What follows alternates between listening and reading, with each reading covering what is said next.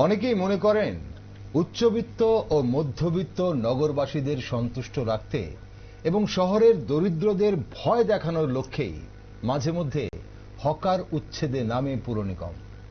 ফুটপাত দখল মুক্ত করার লক্ষ্যে দু একদিন উচ্ছেদ বাজেয়াপ্ত করার পর আবার যথারীতি সব একই জায়গায় চলে যায়। এই সমস্যা আজকের নতুন কিছু নয়। আমরা সব আমলেই কিন্তু একই ধরনের সমস্যা দেখি।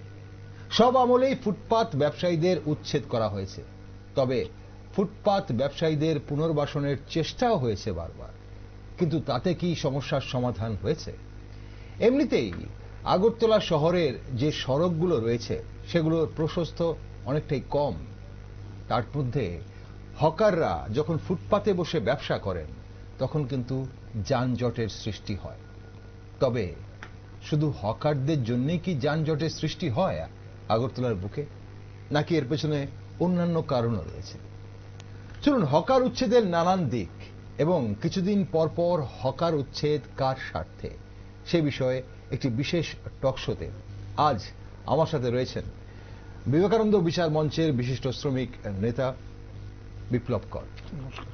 নমস্কার, আমি দীপেন আর আপনারা দেখছেন নিউজ ভ্যানগার্ড। বিপ্লব বাবু, প্রথমে আজ যেটা আপনার কাছে জানার, যে অনেকেই বলে যে আগরতলা শহরের যানজট বেশিরভাগ একটা প্রধান কারণ হকাররা। আসলে কি মানে হকাররাই এর প্রধান কারণ? কারণ কিছুদিন পরপরে আমরা দেখি হকার উচ্ছেদ হয় যানজট হচ্ছে বলে এই বাহানায়। সত্যিটা কি আসলে? প্রথমত ভ্যানগার্ডের সকল সদস্যদের এবং আপনাদের শ্রোতাদের প্রথমে আন্তরিক প্রীতি, শুভেচ্ছা এবং অভিনন্দন। আপনি যে বিষয়টা নিয়ে বলেছেন সেই বিষয়টা নিয়ে আমি এইটুকুনি বলবো যে হকাররা যে শুধু রাস্তাঘাটে পথ আটকে রেখেছে সেরকম বিষয় নয়। বিষয়টা হচ্ছে এখানে যেমন আপনি মনে করুন রাস্তার উপর যতগুলো দোকান আছে প্রত্যেকটা দোকানে 3-4টে করে কর্মচারী আছে। মালিক সহ কর্মচারী, তাদেরও বাইক থাকে। বিভিন্ন বড় বড় আধিকারিক যারা আছেন আমাদের রাজ্যে দেখবেন তাদের ফ্যামিলি আসছেন বা মার্কেটিং করতে, বাজার করতে, যেখানে সেখানে গাড়ি পার্কিং করে রাখছে। এবং বড় বড় দোকান যেগুলো কাপড়ের দোকান বলুন, তারা দেখবেন বাইরে রিং ওরা ঝুলিয়ে রেখেছে। তো যখন আপনি দেখবেন তখন মনে হবে রাস্তাটা পুরো জাম হয়ে আছে, কিন্তু তাতে যে পুরোপুরি ফুটপাত পুরোটা আটকে রেখেছে হকার, সেটা আমি বিশ্বাস করি না। আমি বিশ্বাস করি ফুটপাতে তাদের যে সিস্টেম 2014 স্ট্রিট ভেন্ডার অ্যাক্ট আইন অনুসারে তাদেরকে যে সিস্টেমেটিকের মাধ্যমে করে দেওয়া হয়েছে সেই সিস্টেমের মাধ্যমে হকাররা বসে। তাদের 6 ফুট বাই 4 ফুট তাদের ট্রলি, 4 চাকা তাদের থাকতে হবে এবং 4 চাকায় তাদের পুরো সম্পূর্ণ ঠিক থাকতে হবে যাতে মুভমেন্ট করা যায় সময়ে। তো এইভাবেই আমরা হকারদেরকে বসিয়েছি। তবে কিছু হকার যারা উচ্ছেদ আপনারা দেখতে পান, সেই উচ্ছেদের ক্ষেত্রে আমি বলবো যারা লাইসেন্স প্রাপ্ত হকার তাদেরকে উচ্ছেদ আমি আজকে অবধি আমার কাছে কমপ্লেইন নেই। একটা দুটো হয়েছে, হয়তো ভুল হয়েছে। কিরকম ভুল হয়েছে? হয়তো দোকানে ছিলেন না মালিক, কিন্তু আগরতলা ট্রাক পৌর নিগমের ট্রাক ফোর্স এসে তুলে নিয়ে গেছে। পরবর্তী সময় যখন জানতে পেরেছে, লাইসেন্স শো করেছে, তার পরবর্তী সময় তার গাড়িটা ব্যাক করে দিয়েছে, তবে গাড়িটা অনেকটা ড্যামেজ করা হয়েছে, সেই অভিযোগ রয়েছে আমাদের কাছে। আসলে দর্শক বন্ধুরা, এই যে বহু ক্ষুদ্র হকাররা কিন্তু সংসার প্রতিপালনের একমাত্র সম্বল কিন্তু এই ফুটপাথে ব্যবসা। তাই এমন কোন পথ কি খুঁজে বের করা যায় যার মাধ্যমে ফুটপাতেও দখলমুক্ত হবে এবং ফুটপাতে ব্যবসায়ীদের পেটেও টান পড়বে না। ফুটপাতে ব্যবসার সাথে অসংখ্য মানুষের কর্মসংস্থান জড়িত রয়েছে। অন্যদিকে এই ফুটপাত ব্যবসার ফলে রাস্তায় প্রতিবন্ধকতাও সৃষ্টি হয়, এটাও বাস্তব। কিন্তু সবটাই কি শুধু হকারদের জন্য? ফুটপাত ব্যবসায়ীদের কর্মসংস্থানের কথা মাথায় রেখে এর বিকল্প কি হতে পারে, আমরা একটু বিস্তারিত আলোচনা করছি এবং সেটা জানবো আজ। তবে যখন আমরা ফুটপাত ব্যবসায়ীর কথা বলি বিপ্লব বাবু, এখানে আমরা আগরতলা শহর খুব ছোট শহর, কিছু কিছু জায়গায় রাস্তা খুব সংকুচিত এবং বিশেষ করে যে বাজার এলাকাগুলো, আমরা যদি হরিগঙ্গা বসাক রোড ধরি, সেখানে পোস্ট অফিস চমুনি থেকে কামান চমুনি বা সেন্ট্রাল রোড হয়ে ইভেন কি মোটর স্ট্যান্ড অব্দি, এই জায়গাটা চিত্র একরকম। আখাউড়া রোডের একরকম, আমরা যদি শকুন্তলা রোডে দেখি একরকম। তাহলে এখন প্রশ্ন হচ্ছে যে আপনি বলছিলেন যে যাদের ভেন্ডার লাইসেন্স নেই তাদেরকেই উচ্ছেদ করা হয়, কিন্তু প্রশ্ন আপনি বললেন যে শুধু হকারদের জন্যই ফুটপাত দখল থাকে না। যখন উচ্ছেদ করা হয় তখন এই দিকগুলো দেখা হয় কিনা, নাকি প্রশাসন এই সময় ধৃতরাষ্ট্রের ভূমিকায় থাকে যে শুধু হকারদেরই দেখে, বাকি কিছু আর দেখে না? যারা লাইসেন্স প্রাপ্ত তাদের প্রত্যেকের কাছেই তাদেরকে ইনফরমেশন দেওয়া আছে, তোমাদের লাইসেন্স তোমাদের রাখতে হবে তোমাদের কাছে।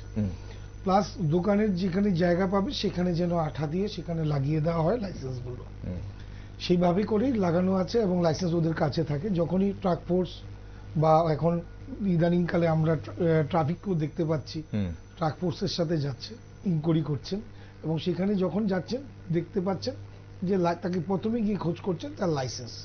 তখন লাইসেন্সের মধ্যে যে নামটা থাকে তার কোনো একটা আইডেন্টি কার্ড দেখে সেই নামটা প্রথমত যাচাই করে নেয়।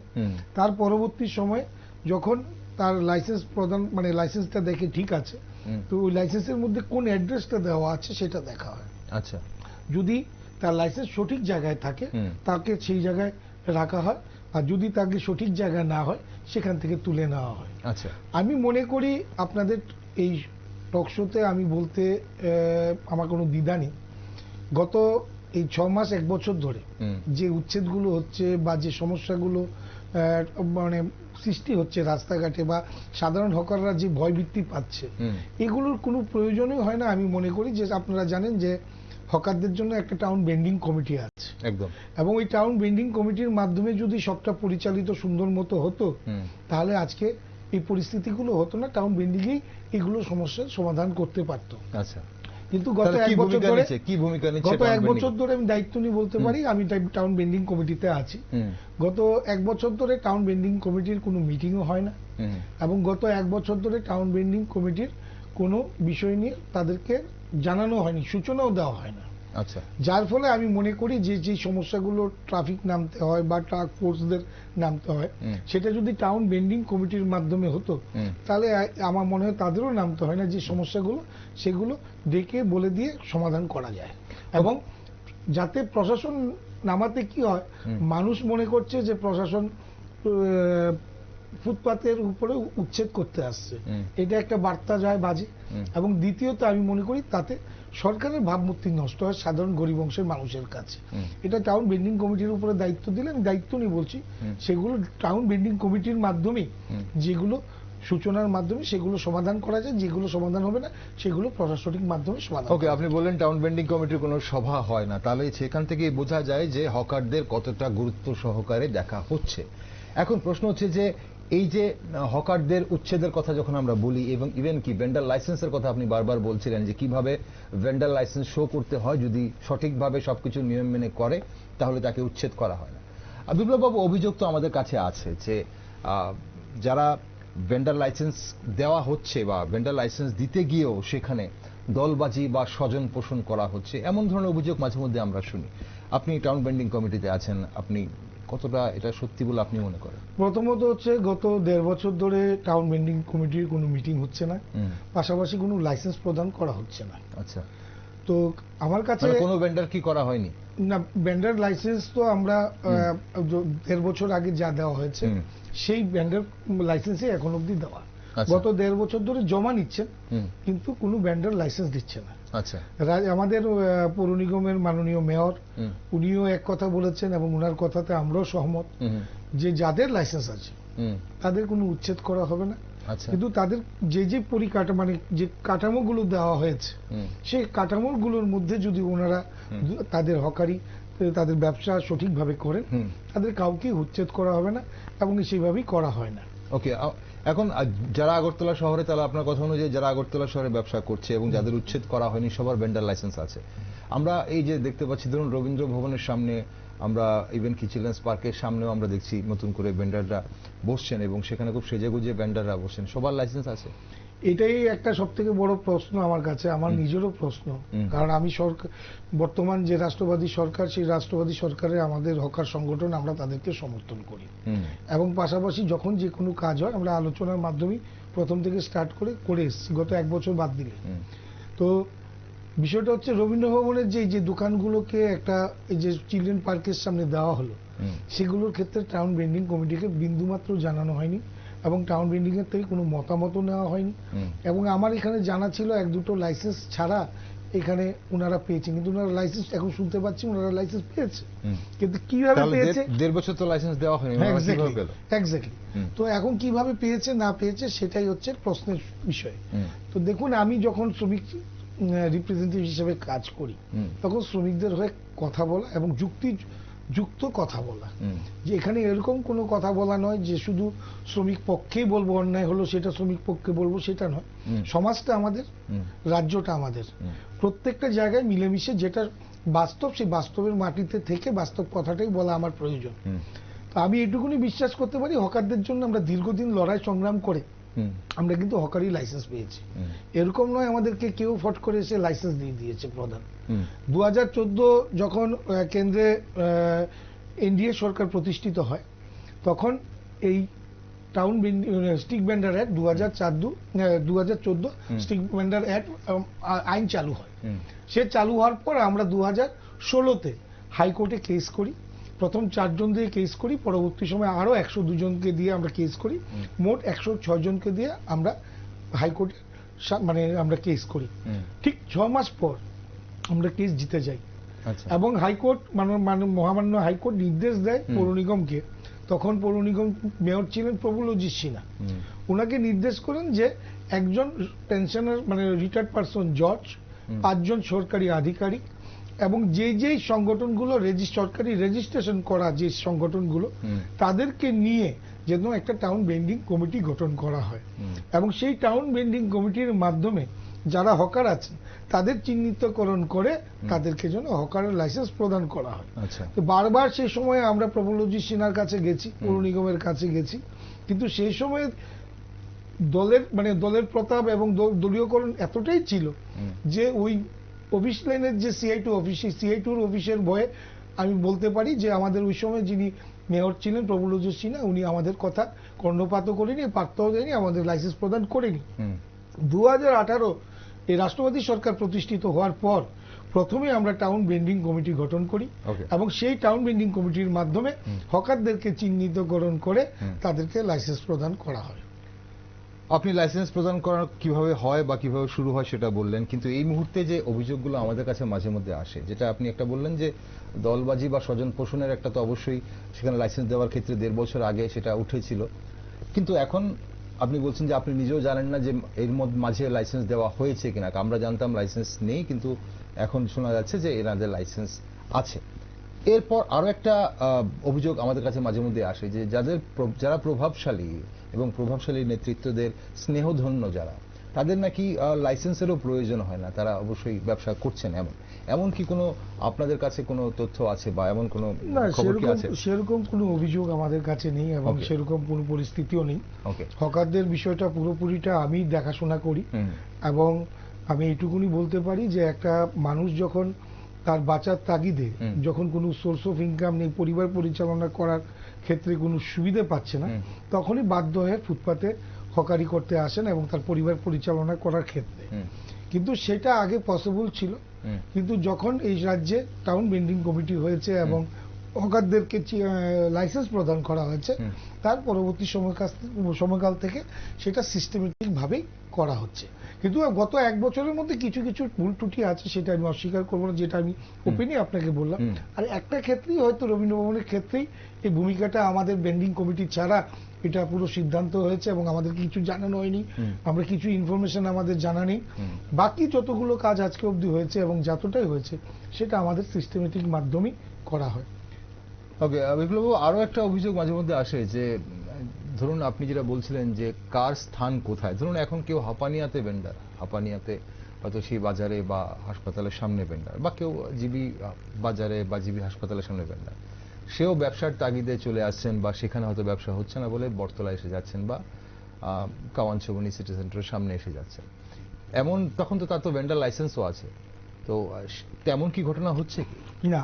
আপনার যে স্থান যেখানে অ্যাকচুয়ালি এগুলো পুরোটাই ডিজিটালের মাধ্যমে এগুলো চিহ্নিতকরণ করা হয়েছে, এবং স্পেসিফিক আপনার দোকানটা কোন জায়গায় সেটাও যদি আপনি চেক করেন সেটা আপনি পেয়ে যাবেন। আপনার কোথায় দোকান, আপনার লাইসেন্স নাম্বার, এভরিথিং আপনার বায়োডাটা বেরিয়ে যাবে, কারণ লাইসেন্সের সাথে আধার কার্ডের লিঙ্ক আছে। আচ্ছা, এবং পাশাপাশি প্রত্যেকটা হকারের তার দোকানে নিজস্ব কোন জায়গায় স্পেসিফিক দোকান সেটাও ডিজিটালের মাধ্যমে চিহ্নিতকরণ করা আছে। এখন বিষয়টা হচ্ছে আপনি যদি হাঁপানিয়াতে আপনার দোকান হয় আপনার হাঁপানিয়ায় বসতে হবে, আচ্ছা, আর যদি আপনার জিবিতে দোকান হয় আপনার জিবি এরিয়াতেই আপনার বসতে হবে। এইবার সরকারি বিভিন্ন সুযোগ সুবিধা বা সরকারি যে কোনো সুবিধার জন্য রাস্তাঘাট মানুষের সার্বিক স্বার্থে অনেক সময় অনেকটা পিছিয়ে পড়তে হয়, আগে পিছিয়ে করতে হয়, সেটা আমরা সহযোগিতা অবশ্যই করি।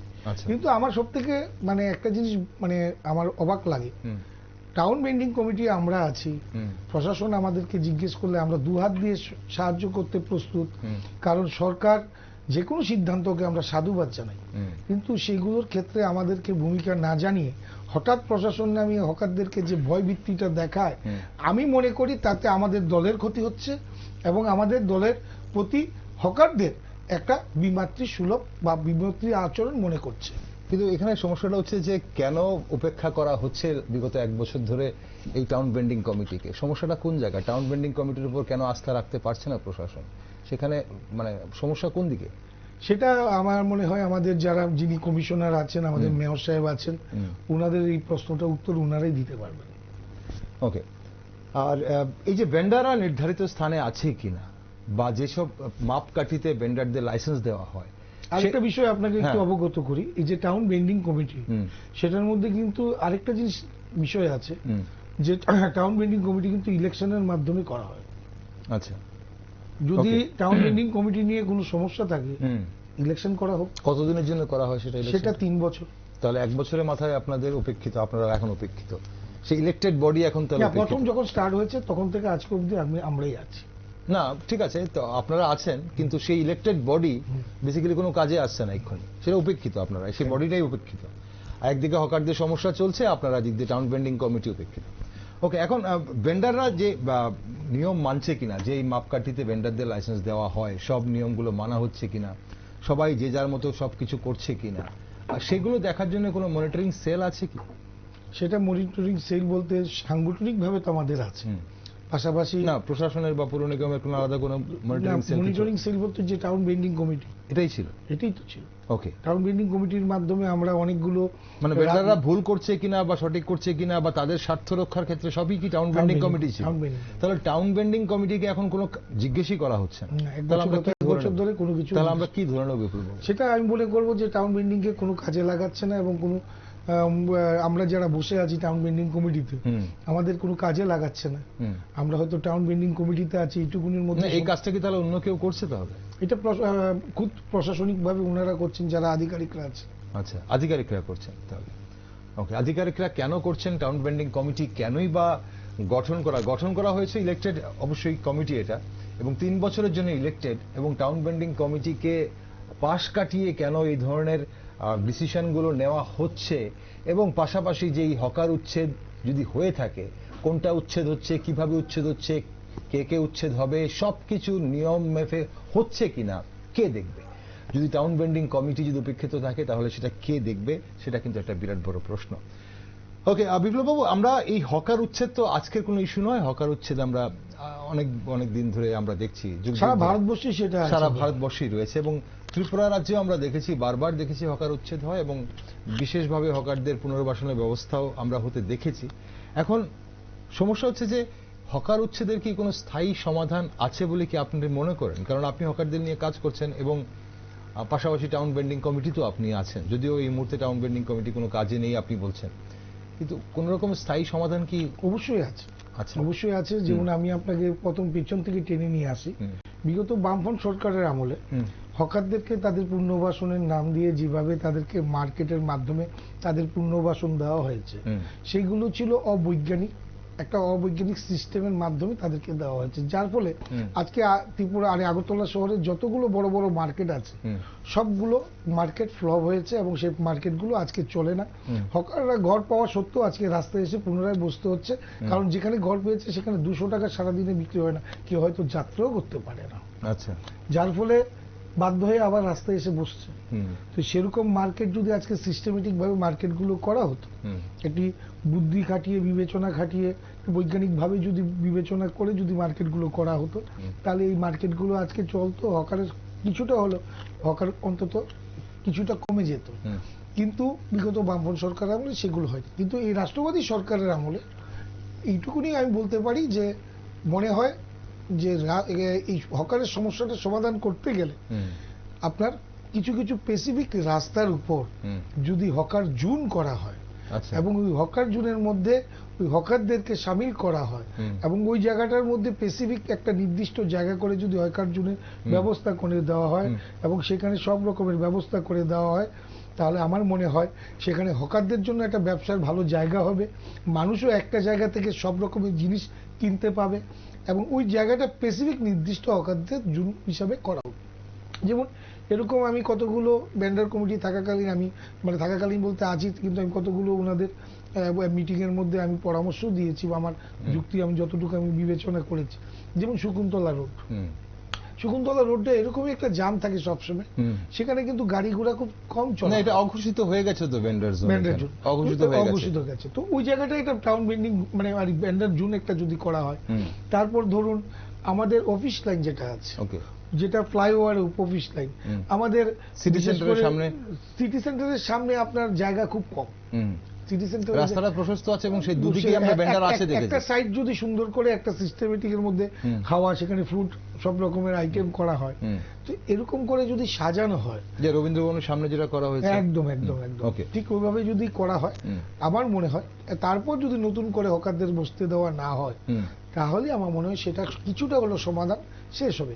তবে আমাদের রাজ্যে একটা সত্য কথা বলতে কি, আমাদের রাজ্য ছোট্ট রাজ্য, সেখানে সোর্স অফ ইনকাম আমাদের খুব কম, ইন্ডাস্ট্রি বড় বড় ফ্যাক্টরি আমাদের কম, যার ফলে বেকারের সংখ্যা দিন দিন একটু বৃদ্ধি পাচ্ছে, সেটা অস্বীকার করার কোনো জায়গা নেই।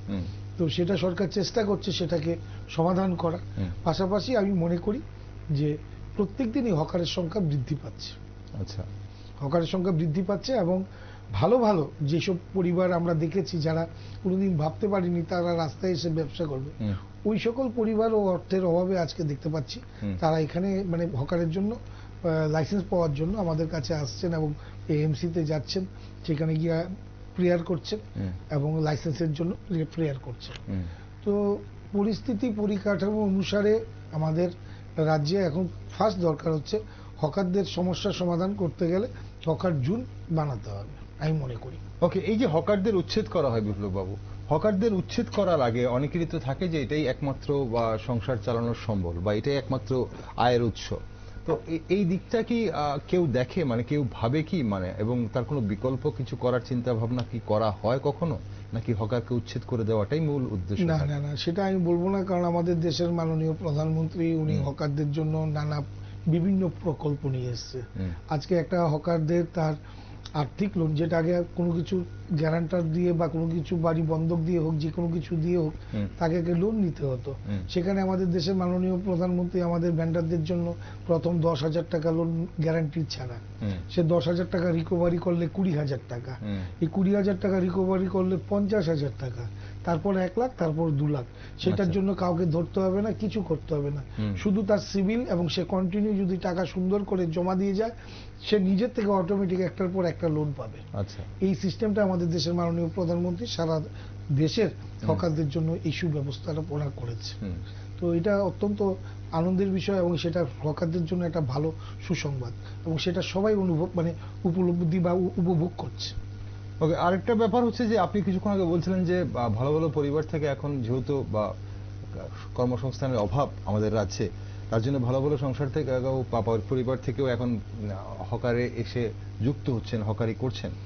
কিন্তু প্রশ্ন হচ্ছে যে আমাদের রাজ্য এত ছোট্ট বা পাশাপাশি আগরতলা শহর এত ছোট, রাস্তাগুলো সংকুচিত, সেখানে হকার বৃদ্ধি পাওয়াটা কতটা বিজ্ঞানসম্মত, এবং হকার বৃদ্ধি পাওয়াটা স্বাভাবিক, মানুষ পেটের তাগিদে হয়তো রাস্তায় পসরা সাজিয়ে বসবে, কিন্তু প্রশাসনের সেখানে ভূমিকা শুরুতেই কেন বাধা দেওয়া হয় না? শুরুতে তাকে হকারি করতে দেওয়া হয়, সে যখন ব্যবসাটা জমিয়ে বসে বা তার যখন সংসার প্রতিপালন শুরু করে, তারপর উচ্ছেদ শুরু হয় কেন? এর প্রথম থেকে এই ধরনের মনিটরিং এর কাজ কেন সম্ভব হয় না? এটা কি আপনারা টাউন বেন্ডিং কমিটি নেই বলে বা আপনারা কাজ করতে পারছেন না বলে হয়, নাকি আধিকারিকরা এদিকটা লক্ষ্যই করেন না, সময় পান না? দেখুন, টাউন বেন্ডিং কমিটি তার অনেকগুলো কাজ, সে কাজগুলো যদি সে না করতে পারে তাহলে সমাধান কি করে হবে? অনেকগুলো কাজ আছে যেগুলো আমরা টাউন বিল্ডিং কমিটির মাধ্যমে আমরা সিস্টেমেটিকের মাধ্যমে সেই কাজগুলো করতে পারি, যেটা প্রশাসন করতে পারে না। তো টাউন বিল্ডিং কমিটির এখন বিষয় হচ্ছে সেটা তো এখন বন্ধ হয়ে আছে, কোনো কাজ হচ্ছে না তার মাধ্যমে, তার কোনো জিজ্ঞাসাবাদ করা হচ্ছে না, কিছু করা হচ্ছে না, যার ফলে একটা নতুন নতুন দোকান দিয়ে বিভিন্ন জায়গায় যে যেরকম পাচ্ছে সেখানে বসছে বাচ্চার তাগিদে। আর সব থেকে বড় বিষয় হচ্ছে যে আমি লক্ষ্য করেছি ভালো ভালো ছাত্র ছাত্রী যারা ভালো হয়তো উচ্চশিক্ষিত হয়েছে, এখন হয়তো বিভিন্ন জবের জন্য ওনারা ইন্টারভিউ দিচ্ছে, পাশাপাশি তারাও দেখছি বিভিন্ন ফাস্টফুড, বিভিন্ন রকমের আইটেম, বাইরের বিভিন্ন রকমের স্পাইসি কিছু আইটেম নিয়ে ওনারাও হকারের জন্য এগিয়ে আসছেন। তো আমাদের একটা আমার ব্যক্তিগতভাবে আমার একটা সহযোগিতা থাকে যে যুব সম্প্রদায় আসলে তাদেরকে সাহায্য করা, সহযোগিতা করা, এই কারণ তার যদি ব্যবসা কনসেপ্ট মানে মানসিকভাবে যদি সে ব্যবসায়িক দিকে মনটা নিয়ে চলে যায় তাহলে তার মানসিকতাটা বেটার থাকবে। কারণ যেভাবে নেশা বৃদ্ধি হচ্ছে সেদিকে যেন না যায়, সে যদি এটা কর্মের মাধ্যমে ঢুকে যায়, সেটা আমাদেরও একটা আপ্রাণ চেষ্টা থাকে যুবক সম্প্রদায়ের ছেলে মেয়েরা আসলে তাদেরকে লাইসেন্স পাইয়ে দিয়ে ব্যবস্থাপনা করে তাদেরকে সুযোগ করে দেওয়া। কিন্তু এখন লাইসেন্স বন্ধ হওয়াতে সেগুলোও করে দিতে 1.5 বছর ধরে আপনার লাইসেন্স দিতে পারছেন না এই মুহূর্তে।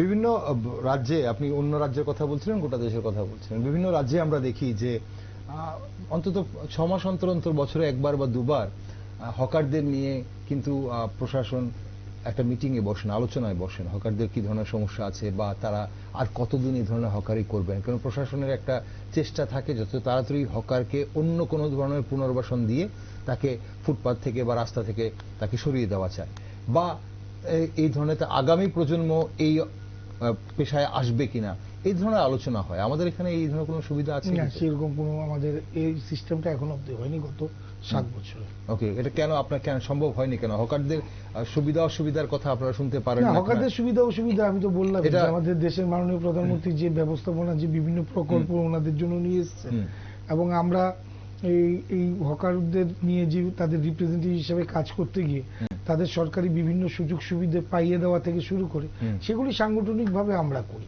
আচ্ছা, প্রশাসনিকভাবে হয়তো টাউন বিল্ডিং কমিটির মাধ্যমে না করতে পারি, সাংগঠনিকভাবে সেগুলো আমরা একটা শ্রম কার্ড থেকে শুরু করে প্রধানমন্ত্রী শ্রমযোগী মানধন যোজনা, পেনশন স্কিম থেকে শুরু করে তারপর আপনার বিভিন্ন তাদেরকে বিভিন্ন লোন, বিভিন্ন রকম সুযোগ সুবিধে, আয়ুষ্মান ভারত কার্ড করে দেওয়া থেকে শুরু করে এরকম সার্বিক বিষয়, যেগুলো সবাই সুযোগ সুবিধা যেগুলো পায় সেগুলো আমরা সংগঠনের রিপ্রেজেন্টেটিভ হিসেবে কাজ করি। আমরা দুটো কাজের উপরে আমরা নির্ভর করি। প্রথমত হচ্ছে তাদের কাছ থেকে আর্থিক লেনদেন না নেওয়া, আর দ্বিতীয় হচ্ছে সমাজের যে শেষ অন্তিম ব্যক্তি তাকেও এই রাষ্ট্রবাদী সরকারের বিভিন্ন সুযোগ সুবিধা পাইয়ে তাকে রাষ্ট্রবাদী মানসিকতায় নিয়ে আসা, এবং দেশের প্রতি দায়বদ্ধতা এবং আমাদের রাষ্ট্র নির্মাণের ক্ষেত্রে তাদেরও ভূমিকা আছে সেটা তাদেরকে উপলব্ধি করে দেওয়া। সেই কাজগুলো আমরা সংগঠনের মাধ্যমে আমরা বরাবর করে থাকি।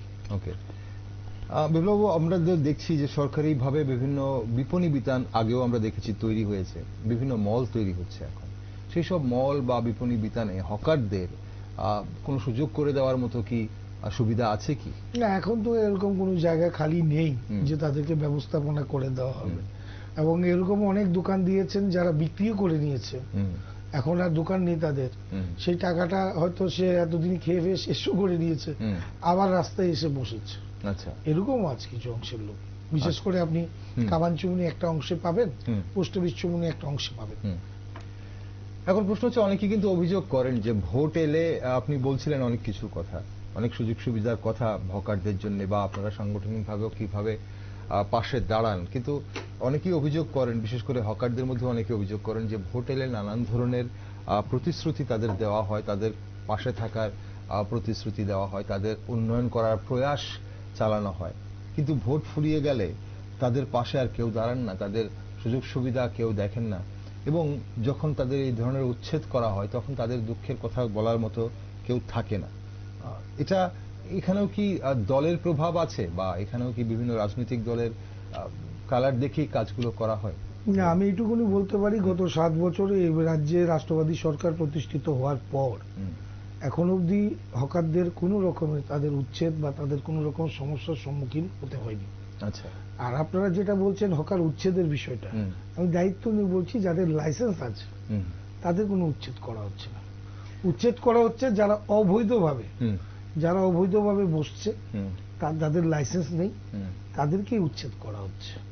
এবং যেটা বিগত বামফ্রন্ট সরকারের আমলে আমরা দেখেছি যে তাদের মিছিল, মিটিং, প্রোগ্রামে যদি না যেত, দুদিন পরে পরে 1995 সালের এক আইন ধরিয়ে তাদেরকে কদিন পরে পরে উচ্ছেদ করত। যখনই আমরা তখন বিরোধিতা করেছি, তখনই আমাদেরকে অ্যারেস্ট করেছে, আমাদেরকে নিয়ে গেছে। এরকম আন্দোলন কর্মসূচি অনেক করেছি। কিন্তু রাষ্ট্রবাদী সরকার আসার পর একটুখানি দায়িত্ব নিয়ে বলতে পারি, হকাররা ভালো আছে। হকারদের কোনো এরকম সরকারি ভাবে কোনো জায়গাতে কোনো আঘাত পেয়েছে, কোনো সমস্যা হয়েছে, সেটা আমরা সাংগঠনিক ভাবে হোক, প্রশাসনিক স্তরে হোক, সেটা আমরা যখনই যেখানে সমস্যা হয়েছে আমরা উঠে পড়ে লেগেছি, প্রশাসনের সাথে কথা বলেছি, যেখানে সমাধান করে দেওয়ার দরকার সেখানে সমাধান করে দিয়েছি। এই হচ্ছে বিষয়। ওকে, করোনার সময় আমরা দেখেছি যে 1000 টাকা করে সাহায্য প্রদান করা হকারদের, এটা প্রতিশ্রুতি দেওয়া হয়েছিল প্রশাসনের তরফে। সব হকাররা কি সেই অনুদান পেয়েছে? না, সেই হকাররা পাইনি। কিন্তু কারা পেয়েছে আমি আজকে অব্দি লিস্ট পাইনি। আমি বারবার আপিল করেছিলাম শ্রম দপ্তরের লিস্ট আমি আপিল করেছিলাম। শুধু ফুটপাত বলে নয়, আরো আদার্স সংগঠনের আমি বিভিন্ন জায়গায় অন্যান্য সংগঠনের লিস্ট এবং প্রত্যেকের কাগজপত্র রেডি করে আমি খুদ নিজে লিস্ট বানিয়ে শ্রম দপ্তরে জমা দিয়ে এসেছিলাম। কিন্তু আমরা লক্ষ্য করেছি যে সেক্ষেত্রে ম্যাক্সিমাম 1-2 জন পেয়েছে, তাও আমি জানি না কে পেয়েছে, কিভাবে পেয়েছে, কিন্তু ম্যাক্সিমাম লোক পাইনি। আমাদের সাথে আমরা যারা শ্রমিক নিয়ে কাজ যারা পেয়েছে তাদের কি ভেন্ডার লাইসেন্স আছে, এরকম কোনো ব্যাপার যে যাদের লাইসেন্স আছে তারা পেয়েছে, যাদের লাইসেন্স নেই? এটা তো সব হকারদের জন্যই অ্যানাউন্স করা হয়েছিল খুব সম্ভবত, সবার জন্য। এমন কি হয়েছে কিছু যে লাইসেন্স যাদের আছে তারা পেয়েছে? এমনি তো পেলে লাইসেন্স যাদের আছে তাদেরই পাবে। যেমন আপনি শ্রম দপ্তরে আপনি নির্মাণের ক্ষেত্রে যাদের লেবার কার্ড আছে তাদেরকেই টাকা ঢুকেছে 3000 টাকা করে এই বন্যার পরিস্থিতিতে। তো এরকম যাদের লাইসেন্স আছে তারাই পাবে। লাইসেন্স ছাড়া লোক তাদের চিহ্নিতকরণ করবে কি করে? এক লাইসেন্সের মাধ্যমেই তাদেরকে দেওয়া হবে। তার মানে যাদের লাইসেন্স আছে তারাই শুধু এই 1000 টাকা করে পাবে, কিন্তু সবাই পায়নি। ওকে, কিন্তু এই যে 1000 টাকা করে পাওয়ার কথা, এটা করোনার সময়, আর লাইসেন্স তো আপনারা 1.5 বছর আগে, আরো বেশি। করোনার পরে আমরা লাইসেন্স প্রসেস হয়েছে করোনার আগে, আর করোনার পরে মোটামুটি সবাই পেয়ে গেছে। করোনার পরে পেয়ে গেছেন সবাই। তাহলে এই যে 1.5 বছর ধরে লাইসেন্স দেওয়া হচ্ছে না এবং টাউন বেন্ডিং কমিটিকেও কোনো ধরনের কাজে নিযুক্তি দেওয়া হচ্ছে না বা কোনো ধরনের কাজে লাগানো হচ্ছে না, আমি যদি স্পেসিফিক্যালি বলি, তাহলে সেই জায়গায় দাঁড়িয়ে হকাররা 1.5 বছর ধরে, যারা নতুন হকাররা আছেন, যারা একদমই হয়তো কোনো ধরনের উপায় না পেয়ে হকারি করতে এসছেন, তাদের প্রতি তো অন্যায় একটা করা হচ্ছে অবশ্যই। এবং সেই তাদের ক্ষতি যা হচ্ছে, এই যে উচ্ছেদ হয়ে গেল, তারা হয়তো লাইসেন্স যদি আপনারা দিতেন তাহলে লাইসেন্স নিত। তাহলে এখন লাইসেন্স কেন দেওয়া হচ্ছে না? এটা একটা প্রশ্ন। আমার যেটা মনে হয়, প্রশাসনিক স্তরে যে হকারদের জন্য প্রথম স্পেসিফিক তাদের জন্য কোনো একটা নির্দিষ্ট জায়গা হকার জোন করা বা এখন অবধি কোনো সিদ্ধান্ত সেরকম সরকারিভাবে সেরকম নিতে পারিনি, যার ফলে নতুন করে আগরতলা পৌর নিগম, যার ফলে আমার মনে হয় যে দিতে পারিনি বলেই এখন অবধি আর নতুন করে হকার বৃদ্ধি করছে না। কারণ আপনি যখন একটা লাইসেন্স দেবেন তখন কিন্তু তাকে আপনি উচ্ছেদ করতে পারবেন না। তো যার ফলে সরকার আগে একটা নির্দিষ্ট জায়গা ব্যবস্থাপনা করুক। হকারদের আগে কি চিন্তা ভাবনা নিয়েছে, কারণ আপনারা জানেন স্মার্ট সিটি আমাদের আগরতলা শহর, এই স্মার্ট সিটির মধ্যে যেহেতু হকাররা বসবেন, তার মধ্যে কতগুলো পরিকাঠামো আছে, সেই পরিকাঠামোর মাধ্যমে হকারদের পরিচালনা বা হকারদের বসতে হয়। তো এখন হকার কিন্তু অনেক রকমের হকার আছে। আপনি রানিং হকার থেকে শুরু করে একটা মনে করুন ভিআইপি রোড, সেখানে ওই প্রাইম টাইমে কিন্তু কোনো হকার বসতে পারবে না। অফিস টাইম বা একটা প্রাইম টাইম যখন এটা খুব গুরুত্বপূর্ণ সময়টা, ওখানে বসতে পারবে। তারপর একটা নির্দিষ্ট বাধা থাকে। এরকম বিভিন্ন রকমের হকার আমরা সেই সিস্টেমের মধ্যে পড়ে। তো আমরা ছোট্ট রাজ্য, আমরা এখনো সেইভাবে তৈরি হয়নি। এখানে আরেকটাও নিয়ম আছে যে সেখানে আপনি ট্রলি নিয়ে যাবেন সকালবেলা, আবার ব্যবসার পর ট্রলি সরিয়ে নিতে হবে, সেই সিস্টেমও আছে। কিন্তু যেহেতু আমাদের রাজ্য ছোট্ট, আমরা সেইভাবে এখনো গড়ে স্মার্ট সিটি হয়েছে, আস্তে আস্তে সেটা সব পরিকাঠামোগুলো তৈরি হচ্ছে। তো একটু খানিকটা সময় লাগবে, সবাই অভ্যাসে পড়ে যাবে, একটা সিস্টেমের মধ্যে পড়ে যাবে। আপনি ট্রলির কথা বলছিলেন বিপ্লব বাবু, আমরা আগরতলা শহরের যে বিভিন্ন পার্কিং জোনগুলো দেখি বা বিভিন্ন যে ফুটপাথগুলো দেখি এবং কাভার ড্রেনগুলো, অনেক বড় বড় প্রধান সড়কের পাশে যে কাভার ড্রেনগুলো হয়েছে, সেগুলোতে আমরা দেখি সেগুলো গ্যারেজ হয়ে গেছে। আমরা পার্কিং বলবো না, সেগুলো গ্যারেজ হয়ে গেছে, অনেকেই দিনের পর দিন সেখানে তাদের গাড়ি পার্ক করে রাখেন, পার্সোনাল কার হোক বা কমার্শিয়াল ভেহিকেল হোক। তো সেই সব জায়গায় কি এই হকারদের ট্রলিগুলো রাখার ব্যবস্থা করা যেতে পারে না? সেটা প্রশাসনিক স্তরে আলোচনা করেই সেটা একটা কিছু করা যায়। কিন্তু যেহেতু টাউন বিল্ডিং কমিটি, আমি তো বললামই আপনাকে, টাউন বিল্ডিং কমিটি এখন অফ বলতে কোনো কাজ বা কোনো মিটিং হচ্ছে না বলে সেগুলো তুলতে পারছি না, সেগুলো বলতে পারছি না। এবং সাধারণ হকারদেরও প্রশ্ন হচ্ছে যে রাস্তার উপরে অনেকেই গাড়ি, যেখানে গাড়ি রাখছে বা বাইক রাখছে বা বিভিন্ন কিছু সারাদিনের জন্য রাখছে, তাদের জন্য দোষ নেই, আমরা হকাররা বসলে দোষ। যাদের লাইসেন্স নেই এরকম অনেক হকারদেরও আমি শুনতে, আমাদের কাছে প্রশ্ন করতে দেখেছি। তো এগুলো আসল কথা হচ্ছে, যত একটা শুনুন, সরকার আমাদের সবাইকে নিয়ে সরকার। সরকার একা যদি বলুন, প্রশাসন একা বলুন, কোনোদিন জিনিসটার সমাধান হবে না। যখন ফুটপাত হকার সংগঠন, প্রশাসন, সরকার মিলে সবাই যখন একসাথে এক টেবিলে বসা হবে, তখন দেখবেন যেগুলো ইম্পসিবল কাজ সেগুলো পসিবিলিটি হয়ে যায়। না, তাহলে পৌর নিগমের আধিকারিকরা এই ধরনের উদ্যোগ কেন নিচ্ছেন, যেখানে টাউন বিল্ডিং কমিটিকে অবসলিউট করে রেখে, মানে সেখানে পাশে রেখে এই হকারদের উন্নয়নে হোক বা সেখানে লাইসেন্স দেওয়ার ক্ষেত্রেই হোক বা বিভিন্ন সিদ্ধান্ত নেওয়ার ক্ষেত্রেই হোক, টাউন বিল্ডিং কমিটিকে কোনো গুরুত্ব দিচ্ছে না কেন? এটা কি সরকারকে কালিমালিপ্ত করার কোনো ধরনের প্রয়াস বলে মনে করছেন আপনি? আমার মনে হচ্ছে কিছু কিছু প্রশাসনিক ব্যক্তি, আমি সবাই বলবো না, এক দুজন ব্যক্তি বা 3-4 জন ব্যক্তি আছেন যারা সরকারকে বেশি কাজ দেখাতে গিয়ে আমার মনে সরকারের ক্ষতি করছে। দায়িত্ব আমি স্টুডিওতে আমি আপনি বলছেন অতি উৎসাহে এবং সরকারের বেশি কাজ দেখাতে গিয়ে সাধারণ যারা শ্রমজীবী অংশের মানুষ, তাদের সাথে যে ব্যবহার আচরণ সরকারের ক্ষতি করছে। আমি দায়িত্ব নিয়ে বলতে পারি, এই কথাটা আমি আগেও বলেছি, আজকেও আপনাদের স্টুডিওতে বলছি, সেই স্পেসিফিক অফিসারগুলোকে চিহ্নিতকরণ করা প্রয়োজন। কারণ যারা সরকারকে কালিমালিপ্ত করছে, দেখুন এই রাষ্ট্রবাদী সরকার যখন প্রতিষ্ঠিত হয়, এখানে সকল অংশের বিভিন্ন রাজনৈতিক দলের থেকে একটা প্ল্যাটফর্মে সবাই এসছে, আশাতে সরকারটা পরিবর্তন হয়েছে। আজকে সুনামির মতো পরিবর্তন হয়েছে। পরিবর্তন হওয়াতে মানুষের আশা প্রত্যাশা অনেক বেড়ে গেছে। 25 বছরের একটা সরকার, তার যে সাজানো যে দলীয়করণ, সেটা পরিষ্কার করতেও তো অনেকটা সময় লাগে। তো মানুষের অনেক আশা, অনেক প্রত্যাশা, সে আশা প্রত্যাশা প্রথম অবস্থা থেকে আজকে 7 বছর, তো আস্তে আস্তে আস্তে আস্তে মানুষের পূরণ হচ্ছে। খানিকটা আরো সময়ও লাগবে। কিন্তু আমাদের মনে হয় কিছু কিছু ক্ষেত্রে, আমি মনে করি যে কোনো বিষয়ে সরকারের সিদ্ধান্ত আমরা সাধুবাদ জানাই, শ্রমজীবী অংশের মানুষের যে কোনো সিদ্ধান্ত আমরা সাধুবাদ জানাই। কিন্তু সংগঠনগুলো যারা রাষ্ট্রহিতে, শ্রমিক হিতে এবং রাষ্ট্র নির্মাণে যে সংগঠনগুলো আমরা কাজ করি, আমাদেরকে ভূমিকা যে কোনো বিষয়ে যে কোনো সিদ্ধান্ত নেওয়ার আগে একবার যদি আলোচনা করা হয়, সেই আলোচনা করার মাধ্যমে যদি সিদ্ধান্তগুলো সরকার নেয়, আমার মনে হয় এটা সরকারের জন্য পজিটিভ হবে এবং আগামী দিন অনেক সমস্যার সমাধান হবে। সেটা আপনাদের স্টুডিওতে, সেটা আমি আমার নিজের বিবেকে যতদিন এই গত 7 বছরের অ্যাক্টিভিটিসের মাধ্যমে যেগুলো আমার মনে হয়েছে, সেটাই আমি স্টুডিওতে আপনাদের সামনে কথাটা বলছি। বেশ, সময় খুব বেশি নেই বিপ্লববাবু। গোটা রাজ্যের বা বিশেষ করে আগরতলা শহরের হকাররা কতটা আর্থসামাজিকভাবে নিরাপদ আছে বলে আপনার মনে হয়? আমি যাদের লাইসেন্স রয়েছে, ভেন্ডার লাইসেন্স যাদের রয়েছে, তাদের কথাই বলবো। কারণ আজকাল দেখুন, আমরা ভবিষ্যতের অনেকটা এগিয়ে তারপর ভাবি। ছেলে মেয়েকে পড়াশোনা করানোর জন্য অনেক একটা বিরাট অংশের লোন নেয় আজকাল অনেকেই, সেটা উচ্চবিত্তরাও নেন বা মধ্যবিত্তরাও নেন, উচ্চবিত্তরা না প্রয়োজন হলেও, এবং নিম্নবিত্ত তো অবশ্যই প্রয়োজন হয়।